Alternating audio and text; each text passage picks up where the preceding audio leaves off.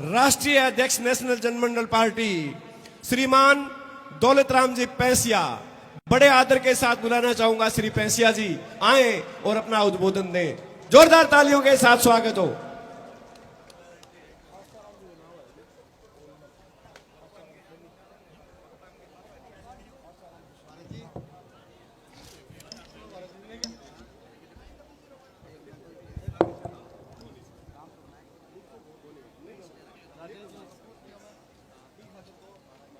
माननीय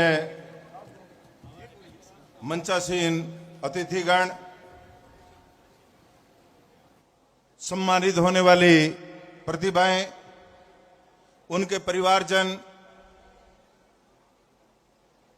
और कामगार समाज, अनुसूचित जाति जनजाति के पधारे पिता तुल्य बुजुर्गों, नौजवान साथियों, माताओं बहनों, कार्यक्रम के अध्यक्ष आदरणीय हरिप्रसाद जी अरसवाल जी और उनकी पूरी टीम, पत्रकार बंधुओं, सभी को जय भीम, जय महात्मा फुल्ले, जय विश्वकर्मा भगवान की। आज का यह अवसर हम सब के लिए प्रेरणा, गौरव और सम्मान का अवसर है, क्योंकि हम यहां प्रतिभाशाली बच्चों, शिक्षकों और समाज सेवियों का सम्मान करने के लिए एकत्र हुए हैं, जिन्होंने अपनी मेहनत लगन से संघर्ष करके सफलता प्राप्त की है। आज का यह मंच केवल पुरस्कार वितरण करने का नहीं है, बल्कि नई ऊर्जा और प्रेरणा जगाने का भी है। हमें यह याद रखना चाहिए कि किसी भी प्रतिभा को पोषित करने के लिए परिवार का सहयोग, शिक्षकों का मार्गदर्शन और समाज का सहयोग आवश्यक है। साथियों, प्यारे बच्चों,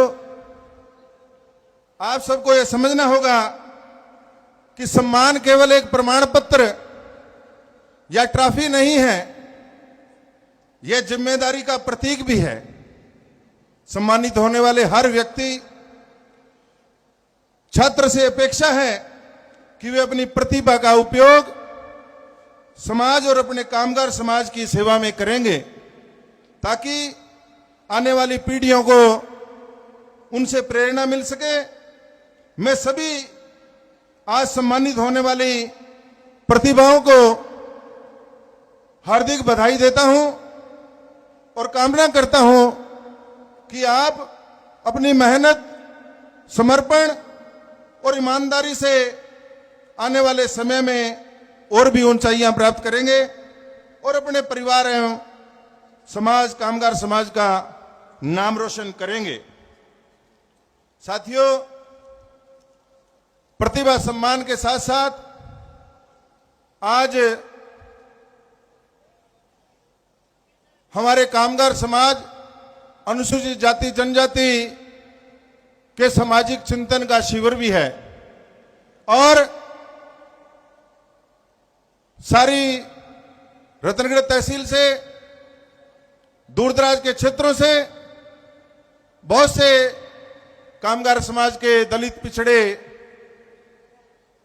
नेता, सामाजिक संगठनों के पदाधिकारी, माताएं, बहनें इधर पहुंची हैं। तो फिर हमें हमारे समाज के सुख दुख की और हक अधिकारों की बात भी करनी चाहिए। साथियों, आज मैं अन्यायताचार के ऊपर अपनी बात रखूंगा कि हमारे साथ में अन्यायताचार क्यों होता है और हमें न्याय क्यों नहीं मिलता। मैं एक दो घटनाएं हैं। हमीरवास थाने में एक घटना घटी। एक मेघवाड़ समाज के आदमी ने पिकअप के नीचे देकर के एक दबंग की हत्या कर दी। तो पुलिस ने 15 दिन में उसको 302 के अंदर गिरफ्तार कर लिया।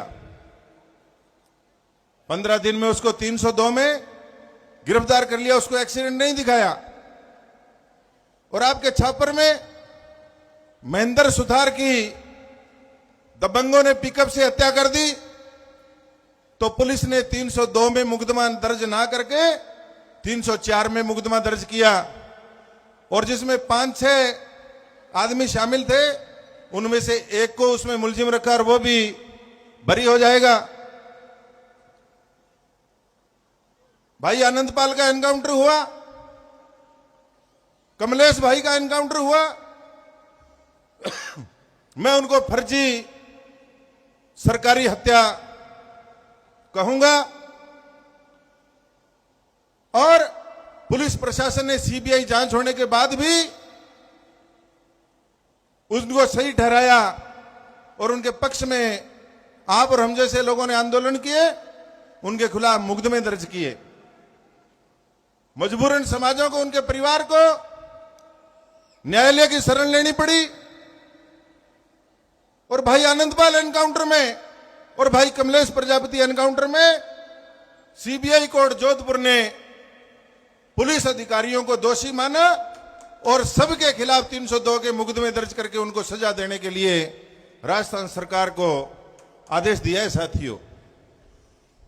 साथियों, देश आजाद होने के 75 साल बाद भी आज हमारे दलित, पिछड़े, आदिवासी, कामगार समाज के लोगों की यह स्थिति क्यों है?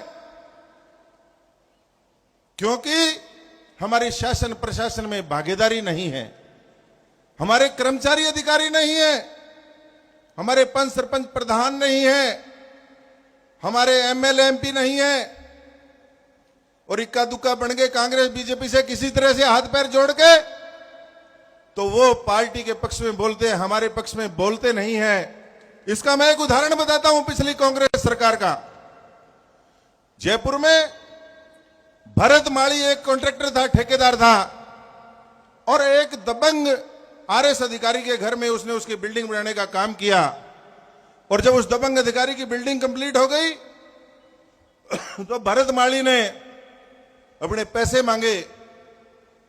तो उस दबंग अफसर ने उसको ट्रकातारा और भरत माली की यह स्थिति हो गई कि जिनसे माल उधार ला के बिल्डिंग बनाई थी वो उसके कपड़े फाड़ने लग गए। और उसने कहा तू मुझे पैसे नहीं देगा तो मुझे आत्महत्या करनी पड़ेगी। तो वो दबंग अफसर कहता है कल मरता तू आज ही मर जा। और भरत माली ने 4-5 मंजिल ऊंची बिल्डिंग से नीचे कूद करके आत्महत्या कर ली। साथियों, और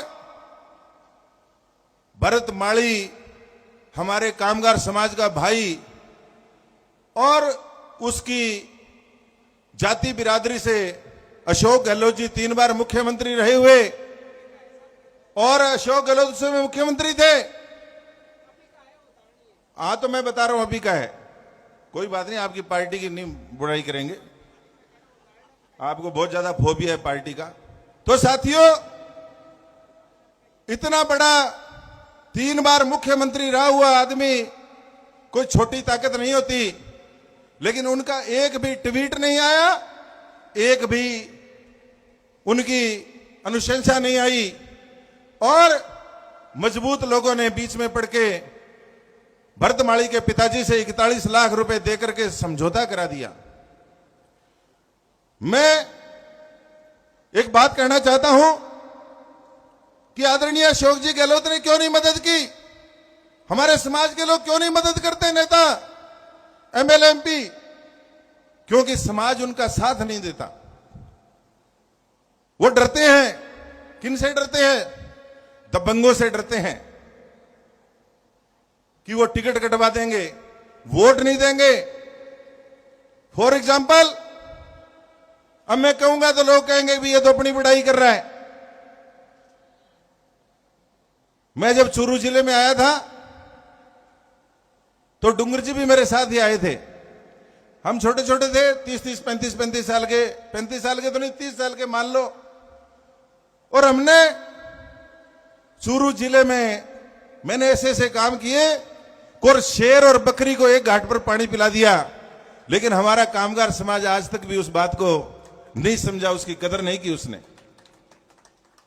आज हमारी बहन बेटियों की इज्जत लूटी जाती है, हमारी जमीनों पर कब्जे होते हैं, हमारे अधिकारी कर्मचारी को हटा दिया जाता है। ऐसा क्यों हो रहा है?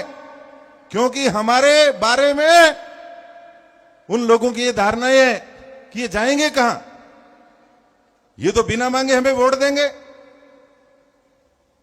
और आपके बिना मांगे वोट देने के कारण वो आपके नेताओं को कुछ नहीं समझते। उनकी हिम्मत पड़ती है हमारी बहन बेटियों की तरफ आंख उठा करके देखने की, छेड़खानी करने की। उनकी हिम्मत पड़ती है हमारी जमीनों पर कब्जे करने की, हमारे रास्ते रोकने की। उनकी हिम्मत पड़ती है हमारे अधिकारी कर्मचारियों को टॉर्चर करके मर्जी है वो काम करवाने की।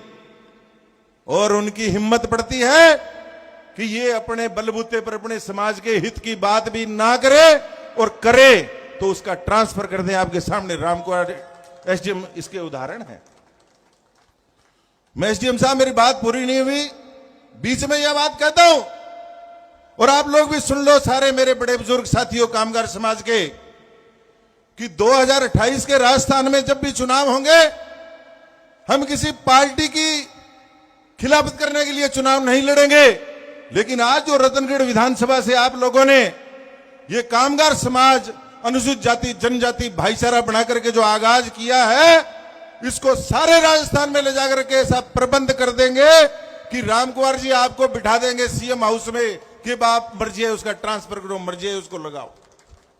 हमारे में इतनी ताकत है साथियों। और ये कोई हंसी मजाक वाली बात नहीं है। मैं इसका उदाहरण बताता हूं। अभी जब हम लोग बसपा में जुड़े थे और बसपा का झंडा लेके आते थे तो लोग मजाक उड़ाते थे, कहते थे अंबेडकर बन गया, कांशीराम बन गया, घर में नहीं घुसने देते थे, न कहने वाली बातें कहते थे। और जैसे ही हमारे समाज में जन्मी दलित समाज की बहन मायावती जी 3 जून 1995 को उत्तर प्रदेश की मुख्यमंत्री बनी तो सबकी जबान के ताले लग गए साथियों। और उन्होंने वो उदाहरण पेश किए, वो कोई पैसे से या गुंडागर्दी से नहीं हुए, वो वहां के लोगों ने, पिछड़ों ने, दलितों ने, आदिवासियों ने भाईचारा बनाया, जिसका आज एक नया नाम दिया गया कामगार समाज। उस कामगार समाज ने जब वोट ढोलकियों में डालने शुरू हुए तो उत्तर प्रदेश में जब जब हमारी सरकार रही, बहन बेटियों की इज्जत लूटनी बंद हो गई, गुंडागर्दी बंद हो गई। और मैं एक और बात बड़े गर्व से बताता हूं कि उत्तर प्रदेश में जब जब बहन जी सीएम रही तो उत्तर प्रदेश में जो गुंडागर्दी करने वाले लोग हैं, जो पिकअप के नीचे हमारे लोगों को मारते हैं, जो फर्जी एनकाउंटर करते हैं, जो हमारी बहन बेटियों की इज्जत लूटते हैं, कब्जे करते हैं, वो जब जब बहन जी की सरकार आई उत्तर प्रदेश छोड़ करके उत्तर प्रदेश से भाग जाते थे साथियों। एक नारा था उस समय कि या तो अपराधी जेल में और या अपराधी ऊपर। ये सब कैसे हुआ? वोटों से। साथियों, जब तक हम लोगों की शासन प्रशासन में हमारी संख्या के हिसाब से भागीदारी नहीं होगी, हमें इज्जत मान और सम्मान नहीं मिलेगा। मैं कामगार समाज से कहना चाहता हूं कि आज हमारे साथ में जो है न्यायात्याचार की घटना हो रही है, हमारे जो पढ़े लिखे बच्चे अधिकारी कर्मचारी नहीं बन रहे हैं, इसका कारण कि सरकारी नौकरियों में हमारी भागीदारी नहीं है साथियों। और हमारी भागीदारी की जो हिस्सा है, उदाहरण के तौर पर एक बाप के 10 बीघा जमीन है और उसके 4 बेटे हैं, तो 4 बेटों में कितनी कितनी जमीन आनी चाहिए? बराबर 2.5 बीघे आनी चाहिए, नहीं आनी चाहिए? तो यहां तो राजस्थान में उल्टा हो रहा है। एक बड़ा भाई दबंग है, मजबूत है, वो 7 बीघे अकेला ही ले रहा है और 3 भाई 3 बीघे में लड़ रहे हैं। यही स्थिति हमारी है पिछड़े समाज की, कामगार समाज की, कि राजस्थान में 21% जो आरक्षण का कोटा है उसका हमें बंटवारा चाहिए। ताकि हमारे पढ़े लिखे बच्चे बच्चियां अधिकारी कर्मचारी बने, हम लोग पंच सरपंच प्रधान बने। मैं गलत तो नहीं कह रहा, मेरे पास पर्ची आई है, समय नहीं है क्योंकि वक्ता और भी है। मैं 2 मिनट फिर भी क्षमा चाहूंगा अपनी बात रखने के लिए। साथियों, मैं कामगार समाज से एक बात कहना चाहता हूं कि भारत के सुप्रीम कोर्ट ने एक बार एक फैसला दिया कि एट्रोसिटी एक्ट में बिना जांच गिरफ्तारी नहीं होगी या जमानत हो जाएगी। तो उनका कोई नेता नहीं था शेड्यूल कास्ट का देश के अंदर। आज शेड्यूल कास्ट जो अनुसूचित जाति है उनकी संख्या 16% है और हमारी कामगार समाज की संख्या 52% है पिछड़ी जातियों की। और जब वो फैसला आया तो संदीप जी वाल्मीकि जैसे हमारे भाइयों ने एक मैसेज दिया मोबाइल पर, और रतनगढ़ तहसील जैसी 5000 तहसीलें हैं भारत के अंदर, और शेड्यूल कास्ट के समाज ने 5000 तहसीलें बंद करवा दी। 16% लोगों ने करवाई थी या नहीं करवाई थी? 84% लोगों को आगे लगा लिया एससी के समाज ने। ये उनमें ताकत कहां से आई? क्योंकि उनमें आरपी सिंह जी जैसे बुद्धिजीवी आईपीएस अधिकारी थे, आईएएस अधिकारी थे। संदीप जी जैसे हर स्टेट की विधानसभा में एमएलए थे, एमपी थे, प्रधान थे, प्रमुख थे। और साथियों, उनकी शासन प्रशासन में भागीदारी का नतीजा था सबने कहा कि बंद कर दो, और सबने भारत को नाकों चढ़े चबवा दिए। ये उनकी ताकत थी। आप कामगार समाज के लोग 52% हो, आप एक दिन अपने हक अधिकार के लिए रतनगढ़ बंद नहीं करवा सकते। मेरी बात गलत है तो हाथ उठा के कहो भी तेरी बात गलत है, और सही है तो हाथ उठा के कहो भी तेरी बात सही है। सही है या गलत है मेरी बात? और साथियों, 52% ये सिर्फ कागजी आंकड़े हैं। जिस दिन ढोलकियों में 52% वोट पड़ेंगे, जिस दिन लोकसभा में 52% वोट पड़ेंगे, और जिस दिन एससी एसटी कामगार समाज के लोग भाईचारा बनाकर के वोट डालेंगे, तो साथियों टिकट मांगने की तो जरूरत ही नहीं। महेंद्र जी गहलोत भाई साहब टिकट ने पाड़ देगा, और मेरी चूरू जिले में भी कांग्रेस बीजेपी की टिकट पाड़ी है। टिकट क्या होती है? कागज का टुकड़ा होता है टिकट। जिसको वोट दोगे वो जीत जाएगी, वो टिकट कामयाब। इसलिए बुजुर्गों, साथियों, शासन प्रशासन में भागीदारी के लिए हम हमारे हक और अधिकारों को लेना चाहते हैं। आज जो जितने भी दफ्तर हैं, थाने, तहसील, एसडीएम, वो राज चलाने की चाबी है। आज हमारे पास में राज की चलाने वाली चाबियों पर अपने आदमी नहीं है, और कोई है तो उसको जिनको हम वोट देते हैं वो चलाने नहीं देता, अपनी मर्जी से चलाने की कोशिश करता है। मेरे को नहीं लगता कि भाई राम कुमार जी एसडीएम ने यहां कोई गलत काम किया होगा, किसी पार्टी का प्रचार किया होगा। उन्होंने अपने समाज को जगाने की कोशिश की। उन्होंने कामगार दलित भाइयों में आपस में भाईचारा बनाने की कोशिश की, तो उनकी बदली कर दी। बदली करने वाले सुन लेना, तेरी पीढ़ियां याद रखेगी, तेरे को ऐसा सबक सिखाएंगे। मैं ये मंच के माध्यम से कह रहा हूं, और हम रामकार को वापस भी लाएंगे, इतनी औकात भी रखते हैं। जिस दिन अट जाएंगे वापस रामकार को ले आए। मैं आज कह रहा हूं आप सबको, मेरी सत्ता नहीं है, मेरे पास में पावर नहीं होगी, लेकिन हम ऐसा प्रबंध कर देंगे, ऐसी जब अलग जगाएंगे राजस्थान में, तो आपकी भी बात मानने लग जाएंगे। इतना सामान नहीं है इनके पास, डर है, दिखावा है। साथियों, हमारे साथ में जो डर है वो हमें निकालना चाहिए। हमारे बच्चों के मन से डर निकालना चाहिए। हम बच्चा स्कूल जाता है उसको डराते हैं, घर आता है डराते हैं। ये डर नाम का बिच्छू आप अपनी जेब में रखोगे तो डरते रहोगे, काटेगा। इसलिए बच्चे को डराओ मत, उसको हौसला अफजाई करो, और हौसला अफजाई करोगे तो बच्चा आपकी बात मानेगा, और बहुत सी जो उसके मन में शंकाएं हैं वो दूर हो जाएंगी। साथियों, मैं अंत में एक छोटी सी बात कह के अपनी बात समाप्त करूंगा कि हमारे जो हक अधिकार हैं वो तो हम लेंगे ही लेंगे, लेकिन अन्याय अत्याचार के बारे में मैं एक बात और कह दूं कि आज हमारे कामगार समाज, अनुसूचित जाति जनजाति समाज में जब किसी के साथ अन्याय होता है तो हम चुप रहते हैं। वह चुप्पी भी एक अपराध बन जाती है।